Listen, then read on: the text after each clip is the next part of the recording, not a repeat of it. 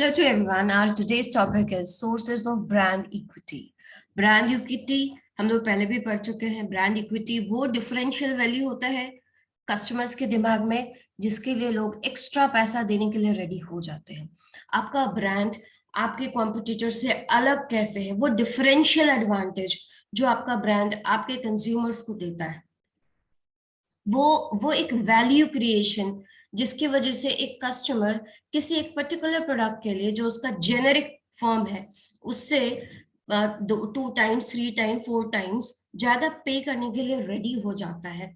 वही होता है ब्रांड इक्विटी. तो ये ब्रांड इक्विटी कैसे फॉर्म होता है, what are the different sources जिसकी वजह से ब्रांड इक्विटी का फॉर्मेशन होता है, तो आज हम लोग इसी बारे में बात करते हैं.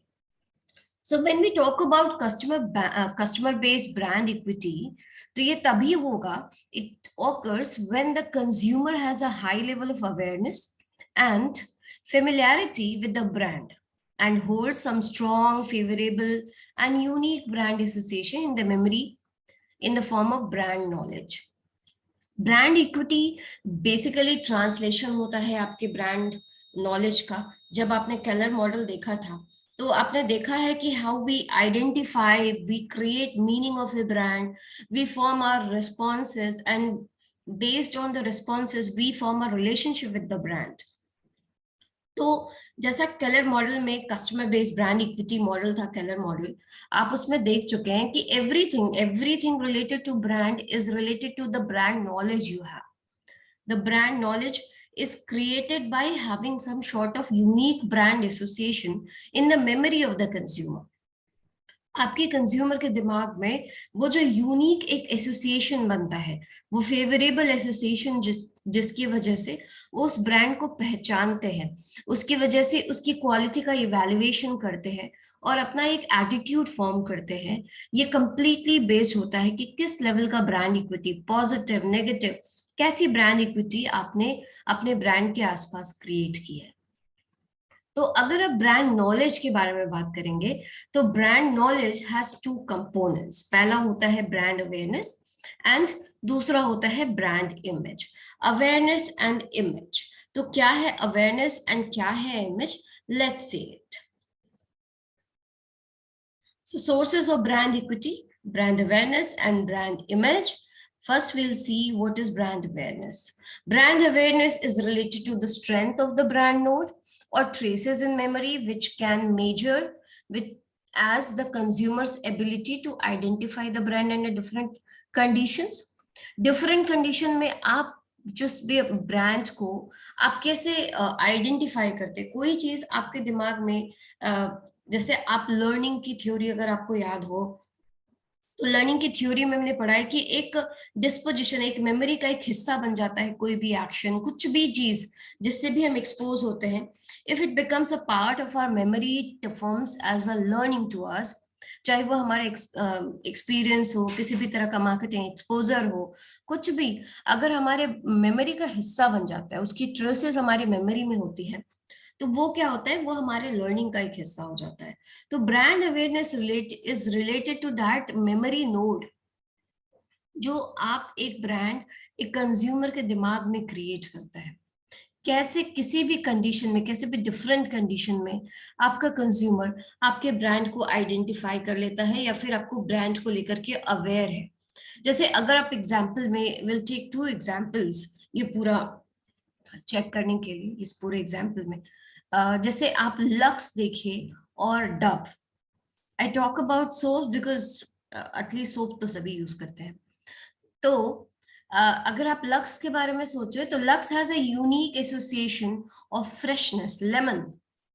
और अगर आप डव के बारे में बात करें तो Dove has an association of having something which is full of moisture. Any soap which is जो अपने आप को पोजीशन करता है कस्टमर्स के दिमाग में as a soap providing 1/4 of moisturisation, जो कि ड्राई नहीं करती और जो मॉइस्चराइजेशन देती है.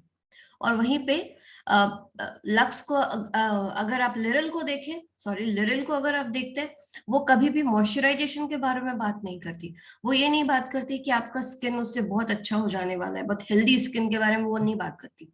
वो कहाँ पे बात करती है, फ्रेशनेस, लेमन फ्रेशनेस.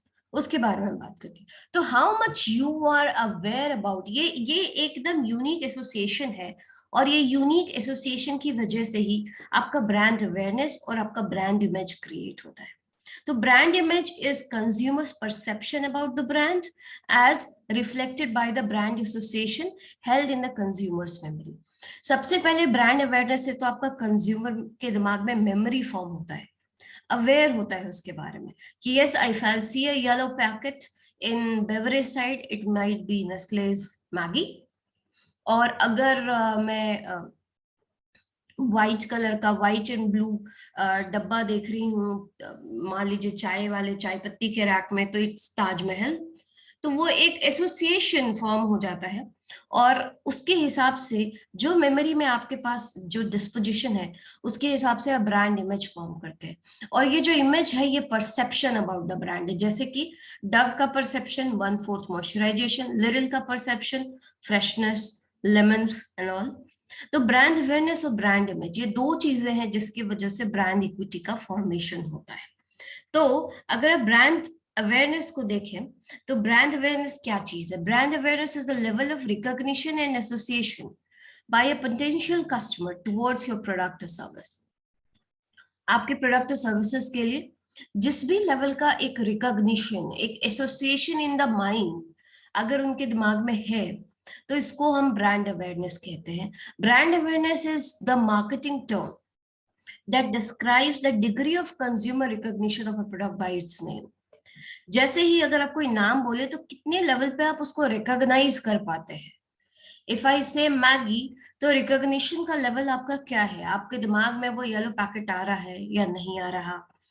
आपके दिमाग में मैगी नूडल्स बने हुए दिख रहे हैं, नहीं दिख रहे हैं? जब मैं वीडियो बोल रही हूँ तो हो सकता है बहुत लोगों के दिमाग में आ जाए कि किस तरह का अवेयरनेस लेवल आपके दिमाग में किसी चीज को लेके है। If I am talking about से महिंद्रा थार, तो थार बोलते के साथ किस तरह का रिकॉग्निशन या किस तरह का एसोसिएशन आप दिमाग में डेवलप कर लेते हैं।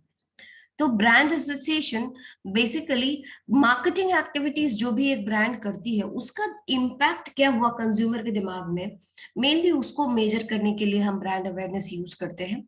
और ब्रांड अवेयरनेस मेनली यही है कि कितना ज्यादा कोई भी कंपनी अपने एक्टिविटीज के थ्रू कंज्यूमर के दिमाग में अपने ब्रांड को रजिस्टर करा पाया है, रिकॉग्नाइज कर पाया है। लोग उससे रिकॉग्नाइज करते हैं, उसको रिकॉल करते हैं, तभी वो उस ब्रांड के बारे में लोगों के दिमाग में अवेयरनेस है, अदरवाइज नहीं है। जैसे फॉर एग्जाम्पल अगर आप कोल्ड ड्रिंक्स की बात करें, तो कोल्ड ड्रिंक्स बोलते के साथ लोग, ऐसे मार्केट में बहुत सारे ब्रांड हैं, लेकिन कोल्ड ड्रिंक बोलते के साथ लोगों के दिमाग में पेप्सी या कोक ही आता है। या फिर हम कोई मान लीजिए मैंगो ड्रिंक के बारे में बात करते हैं, तो मैंगो ड्रिंक बोलते के साथ लोगों के दिमाग में फ्रूटी आ जाता है।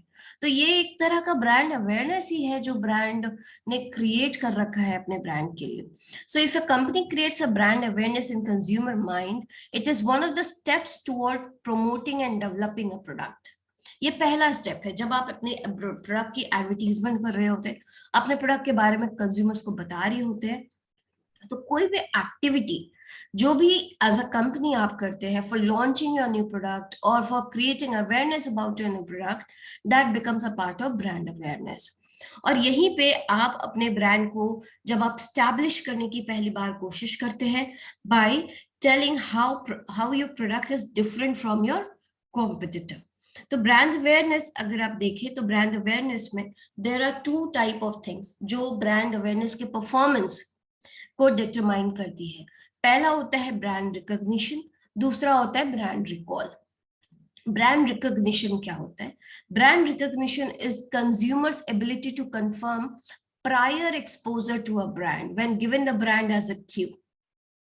अगर हम किसी तरह का हिंट दे और कंज्यूमर अगर पहले से उस प्रोडक्ट को पहचानता है, उस ब्रांड को पहले से उसका एक्सपोजर है, तो बेसिकली ये इस चीज को हम ब्रांड रिकॉग्निशन कहते हैं।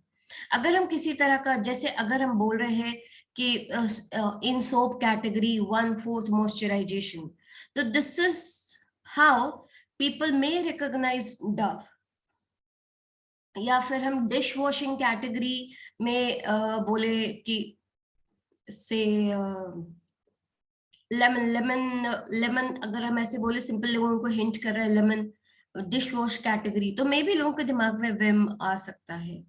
ठीक है, तो इस तरह से जब भी आप कंज्यूमर के दिमाग में पहले से अगर किसी ब्रांड का एक्सपोजर हो, पहले से उसके मार्केटिंग एक्टिविटी से एक्सपोजर हो, कंपनी की उसने एडवर्टीजमेंट देख रखी हो, कहीं पे डिस्प्ले देख रखा हो, और आप जैसे ही क्यू देते हैं, किसी भी तरह का हिंट देते हैं, वैसे ही वो ब्रांड को अगर रिकॉग्नाइज कर जाए कस्टमर, तो इसको हम ब्रांड रिकॉग्निशन कहते हैं। In other words, when they go to a store, they will be able to recognise the brand as one to which they have already been exposed. अगर आप मान लीजिए आपने किसी चीज का ऐड देखा, और फिर अगर आप किसी स्टोर में गए हैं और वहां पे आपने उसी प्रोडक्ट को डिस्प्ले में देखा, तो हो सकता है उस वक्त आपका जो उस ब्रांड को पहचानने की क्षमता है वो बढ़ सकती है, या फिर इसी से पता चलता है कि जो एडवर्टीजमेंट आपने देखा एक्चुअली में उसका आप पे कुछ इफेक्ट हुआ है, वो आपकी मेमोरी का पार्ट बन सका। तो ब्रांड अवेयरनेस में मेनली ये एक तरह का मेजरमेंट है, जिससे कि किसी भी तरह की मार्केटिंग एक्टिविटी का कंज्यूमर के ऊपर क्या असर हुआ, वो उसको रिकॉग्नाइज कर पा रहा है या नहीं कर पा रहा। मेनली हम अवेयरनेस में यही चेक करते हैं, और पहला पार्ट यही होता है कि आप रिकॉग्नाइज करिए, और दूसरा पार्ट होता है कि आप उसको रिकॉल करिए। रिकॉल का मतलब होता है कि is a consumers ability to retrieve the brand from the memory, from his memory, when given the product category, the need fulfilled by the category or a purchase or usage situation as a key। जैसे कि अगर जब brand recall क्या होता है, brand recall होता है कि कंज्यूमर की ability to retrieve the brand. अगर आपके दिमाग में तो बहुत सारे ब्रांड होते हैं, दिन भर आप लाखों एडवर्टीजमेंट देखते हैं, ठीक है, तो उस समय अगर आप किसी पर्टिकुलर सिचुएशन में, मान लीजिए कभी भी आप किसी पर्टिकुलर सिचुएशन में पड़ते हैं, और उस सिचुएशन में अगर आपको किसी चीज की याद आती है, और उस पर्टिकुलरली वो रिलेटेड होता है उस ब्रांड से, तो उसको हम ब्रांड रिकॉल कहते हैं। जैसे फॉर एग्जाम्पल, अगर आपको याद आया कि मुझे से सपोज मुझे भूख लगी है, या मुझे बिस्किट खाना है, मुझे भूख लगी है, मुझे बिस्किट खाना है, तो अगर आपके दिमाग में if it is related to a brand, if it is related to say I want to eat a Good Day biscuit, or I want to eat Tiger biscuit, or I want to eat Dark Fantasy, that becomes brand recall। आप कैसे particular situation में, particular purchase situation में, particular need fulfilment category में, अगर आप उस particular brand को याद कर लेते हैं अपने दिमाग से, अगर आपको याद आता है, तो उसको हम ब्रांड रिकॉल कहते हैं। मुझे किसी पार्टी में जाना है, and I need to have say suppose कोई इंस्टेंट मॉइस्चराइजेशन या इंस्टेंट ग्लोइंग इफेक्ट डालना है मुझे, और वो इंस्टेंट ग्लोइंग इफेक्ट लाने के लिए, और मुझे मेरे पास टाइम भी नहीं है कि मैं किसी पार्लर में जाऊं, उस समय अगर मुझे याद आता है किसी पर्टिकुलर प्रोडक्ट का, किसी भी पर्टिकुलर कोई भी पर्टिकुलर ब्लीच हो, या कोई भी पर्टिकुलर ऐसी क्रीम हो जिसको लगाने से लगता है मुझे कि नहीं फिर वो ग्लो आ जाएगा, तो वो पर्टिकुलर एक ब्रांड रिकॉल, उस समय अगर मैं कुछ याद करती हूँ, तो उसको मैं ब्रांड रिकॉल, उसको आप ब्रांड रिकॉल कह सकते हैं।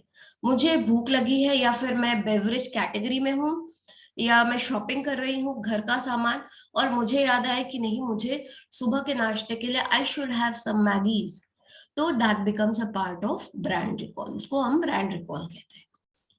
I hope it is clear to everyone.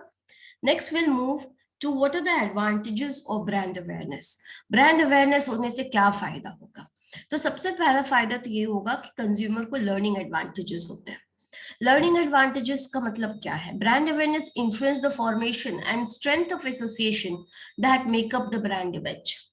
Brand image पहला स्टेप है, second step is brand image, और जो भी ब्रांड अवेयरनेस में हम कर रहे होते हैं, it is mainly to formulate a brand image. तो ब्रांड अवेयरनेस ही वो इन्फ्लुएंस होगा जिसकी वजह से ब्रांड इमेज क्रिएट होगी। इन्फ्लुएंस इन द सेंस कि हम कस्टमर के दिमाग में अपने आप को पोजीशन कैसे करते हैं, कैसे वो एसोसिएशन फॉर्म कर रहे हैं, तो वो लर्निंग कहाँ से आएगी? जैसे जैसे वो लर्निंग तभी आएगी जब कंज्यूमर आपके ब्रांड के बारे में अवेयर होगा कि किस पर्टिकुलर सिचुएशन में, किस तरह के प्रॉब्लम को सॉल्व करने के लिए आपका ये पर्टिकुलर ब्रांड मुझे हेल्प करेगा। तो वहां पे ब्रांड अवेयरनेस आपको एक लर्निंग एडवांटेज क्रिएट करता है कंज्यूमर्स के लिए। So to create a brand image, marketer first establish a brand node in the memory, and the nature of which affects how easily consumer learns and stores additional brand association. कोई भी product है, किसी भी तरह का branding जब आप activity कर रहे हैं, तो सबसे पहले अपने प्रोडक्ट को कंज्यूमर के दिमाग में रजिस्टर कराना, यही मेजर एक चैलेंज होता है कि कैसे आप उसको भीड़ में भी, इतने जब इतने सारे प्रोडक्ट है वहां पे उसको आपका प्रोडक्ट याद रह जाए। इसके लिए आपको बहुत मार्केटिंग एक्टिविटी करनी पड़ती है, और ये मार्केटिंग एक्टिविटी का अगर कंज्यूमर के दिमाग पे असर पड़ता है, अगर उसकी मेमोरी का हिस्सा बनता है ये, तो उसी को हम लर्निंग एडवांटेज कहते हैं। So if the right elements, brand elements are chosen, the task becomes easier. तो अगर आप कुछ राइट एलिमेंट्स यूज करेंगे, कुछ ऐसे आपने बहुत बार ऐसा होता है कि हम बहुत बार ऐसा हो सकता है कि आपने एडवर्टाइजर्स को देखा होगा कि बहुत यूनिक तरीका यूज करते हैं, कभी कभी शॉक एडवर्टीजमेंट भी यूज करते हैं in order to make the brand registered into the minds of consumer, although it is not advisable। लेकिन ब्रांड अवेयरनेस क्रिएट करने के लिए काफी वो जो एक लर्निंग का हिस्सा बन पाए ब्रांड्स, उसके लिए काफी ज्यादा मार्केटिंग एक्टिविटी करनी पड़ती है। So once consumer has learned about your product, once consumer knows about the product, the second thing is, जो second advantage आपको मिलेगा वो होगा consideration advantage। consideration advantage का मतलब क्या होता है कि अगर मान लीजिए मेरे पास मुझे बिस्किट ही खरीदना है, तो बिस्किट में मार्केट में अगर आप देखेंगे तो 50 तरह की कैटेगरी है, 50 तरह के बिस्किट्स अवेलेबल है। लेकिन उस 50 में से अगर मैंने 5 तक उसे कम किया है कि ये पांचों में से मुझे कोई लेना है, और अगर उसमें से अगर आपका ब्रांड है कि नहीं, इस कैटेगरी में जब आप शॉर्टिंग कर रहे हैं अपनी, उसमें भी अगर आपका वो ब्रांड अवेलेबल है, उसमें भी आप एज अ कंज्यूमर आप कोई आपके ब्रांड को कंसिडर कर रहा है, तो ये तभी होता है जब ब्रांड के बारे में लोग अवेयर होते हैं। तो अवेयरनेस का सेकंड जो आपको फायदा मिलेगा वो होगा consideration. So consumer must consider the brand whenever they are making a purchase for which it would be acceptable for fulfilling the need it could satisfy. तो जो भी नीड को फुलफिल करना चाहते हैं उसमें कंसिडरेशन, खरीदारी के टाइम में अगर आपके ब्रांड को वो कंसिडर कर रहे हैं, मतलब you have garnered a good amount of brand awareness, लोग आपके ब्रांड के बारे में अच्छे खासे अवेयर हो चुके हैं। एक एमबीए में बच्चे को एडमिशन लेना है और 10 कॉलेजेस में उसे चूज करना है, उसमें से अगर आपका भी एक कॉलेज है तो आपने कुछ ना कुछ तो काम किया है, कुछ ना कुछ एक्टिविटी तो जरूर की है जिसकी वजह से उसके कंसिडरेशन में आपका ये कॉलेज है। So raising the brand awareness increase the likelihood the brand will be a member of the consideration set, and the among the handful of brands that receive serious consideration for purchase। तो purchase funnel में आपका brand भी consider हो, वहां पे आपका brand awareness काफी ज्यादा हेल्प करता है। और लास्टली जब कंज्यूमर चॉइस कर रहा होता है, परचेज चॉइस कर रहा होता है कि मुझे ये लेना है या ये लेना है, उस समय भी अगर आपका ब्रांड बहुत हाई लेवल ऑफ अवेयरनेस है, तो यहाँ पे आपके ब्रांड को चूज होने का जो चांसेस है वो काफी बढ़ जाता है, अगर आप कंज्यूमर के दिमाग में आपके ब्रांड को लेके बहुत high level of brand awareness हो तो।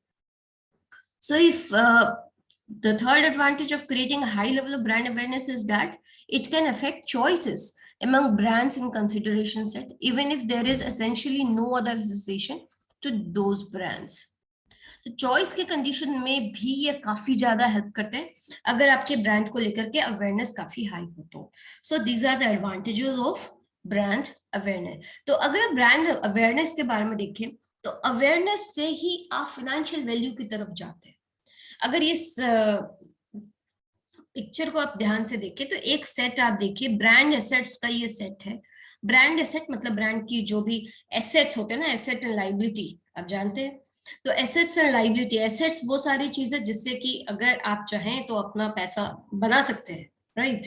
तो ब्रांड एक अपने आप में किसी भी कंपनी के लिए एक ब्रांड एसेट होता है। जैसे कि अगर आपने देखा भी होगा कि कोई भी कंपनी अगर बिक रही होती है, तो जब कंपनी या मर्जर हो रहा होता है या एक्विजिशन हो रहा होता है या फिर जॉइंट वेंचर होता है, तो उस समय कंपनी की ब्रांड वैल्यू को भी कैलकुलेट किया जाता है। ब्रांड इक्विटी को जो कैलकुलेशन का तरीका है उसमें financial value of the brand को भी कंसिडर करते हैं। तो ब्रांड एसेट से ब्रांड स्ट्रेंथ क्रिएट होता है और ब्रांड स्ट्रेंथ से ही ब्रांड का वैल्यूएशन क्रिएट होता है। तो ब्रांड एसेट का एक बहुत ही इंपॉर्टेंट पार्ट है ब्रांड अवेयरनेस, और जिसकी वजह से अगर जितना ज्यादा ब्रांड के बारे में लोग अवेयर होंगे उतना ज्यादा मार्केट शेयर इंक्रीज होगा, उतना ज्यादा मार्केट में लीडरशिप क्रिएट होगा उस प्रोडक्ट का, और लीडरशिप क्रिएट होगा तो मार्केट में पेनिट्रेट करना इजी हो जाएगा, शेयर ऑफ रिक्वायरमेंट्स बढ़ सकते हैं, ग्रोथ रेट बढ़ सकता है, लॉयल्टी आपके प्रोडक्ट की बढ़ जाती है। तो इन सारी चीजों की वजह से क्या होता है, आपके ब्रांड का जो वैल्यूएशन है वो बढ़ जाता है। So net discounted cash flow attributable to the brand after paying the cost of capital invested to produce and run the business and cost of marketing, इन सब के बाद भी जो नेट डिस्काउंटेड कैश फ्लो होता है वो ब्रांड अवेयरनेस की वजह से कंपनी के पास ज्यादा होगा, और जिसकी वजह से ब्रांड वैल्यूएशन इंक्रीज करती है। तो ब्रांड अवेयरनेस, फाइनेंशियल वैल्यूएशन भी बहुत ज्यादा है ब्रांड अवेयरनेस का, अगर आप देखें तो।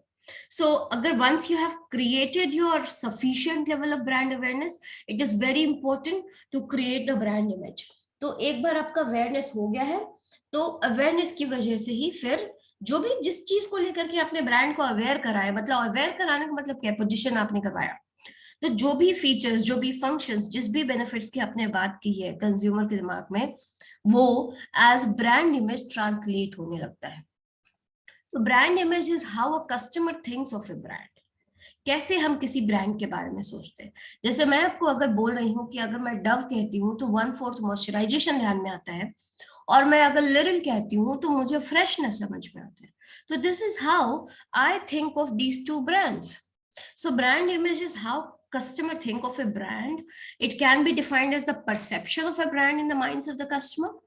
This image develops over time. ये एक दिन में नहीं होता, रातों रात नहीं बनता, इसमें टाइम लगता है इस परसेप्शन को डेवलप होते, और ये परसेप्शन जो होता है इसी के बेसिस पे कस्टमर्स ब्रांड इमेज क्रिएट करते हैं, and this brand image is based on their interactions and experiences with the brand.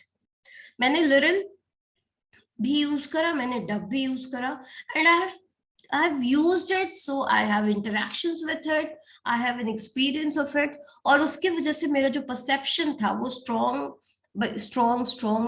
होते गया।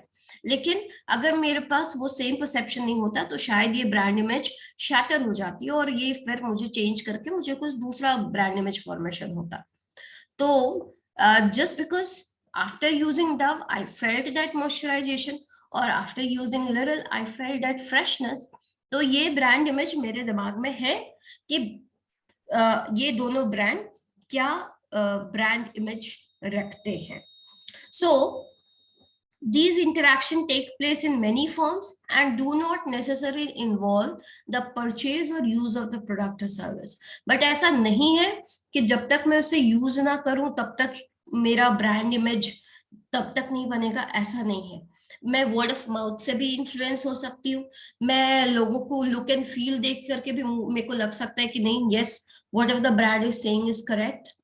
सो ऐसा जरूरी नहीं है कि परचेज करने के बाद ही आपका एक्सपीरियंसेस हो, बिना परचेज किए भी बहुत सारी चीजों का आपको एक्सपीरियंसेस हो सकता है। अगर मुझे किसी एमबीए कॉलेज में एडमिशन लेना है तो एडमिशन लेने के बाद मैं क्या ही कर लूंगी, मुझे पहले अगर उसका ब्रांड इमेज क्लियर है, एंड ये क्लियर क्यों हुआ है, मेरे पास बहुत सारा वर्ड ऑफ माउथ, मेरे पास बहुत सारा रिव्यूज है उस पर्टिकुलर एमबीए कॉलेज का, और जिसकी वजह से मेरा एक ब्रांड इमेज फॉर्मेशन हुआ है टेस्टिमोनीज की वजह से, sorry. So brand image is the overall impression of the consumer's mind that is formed from all sources. सारे sources मतलब कोई भी इस्तेमाल हो सकता है, किसी भी तरह का सोर्स यूज हो सकता है जिससे कि ब्रांड एसोसिएशन फॉर्म हो सकता है। So based on these association, they form a brand image, consumer form a brand image, and image is formed about the brand on the basis of subjective perception of association bundle that the consumer have about the brand. और एक subjective perception होता है, बहुत सारी चीजों का combination, कुछ भी नहीं कह सकते कि नहीं बस इसी वजह से ऐसा हो रहा, नहीं, बहुत सारी चीजें, बहुत सारा रेफरेंसेस, बहुत सारा रिव्यूज, बहुत सारी बातें, बहुत सारा मार्केटिंग एक्टिविटीज आता है ब्रांड इमेज को फॉर्म करने में। तो ब्रांड इमेज अगर आप देखें तो वहां पे it is combination of two components, first is brand attributes and second is brand benefits. तो ब्रांड इमेज जब भी फॉर्म होता है, it is form due to the association, the link, the favourable और यूनिक एसोसिएशन जो consumer के दिमाग में मेमोरी नोड्स की तरह फॉर्म होती है। और ये मेमोरी नोड्स किस बेसिस पे फॉर्म होता है? ब्रांड के एट्रीब्यूट के बेसिस पे, और ब्रांड जो भी बेनिफिट्स देता है उसके बेसिस पर। तो अगर आप ब्रांड एट्रीब्यूट्स देखें तो what is brand attribute? Brand attributes are दो descriptive features that characterize a product or service. These are functional and mental connection with the brand that the customer have. They can be specific or conceptual.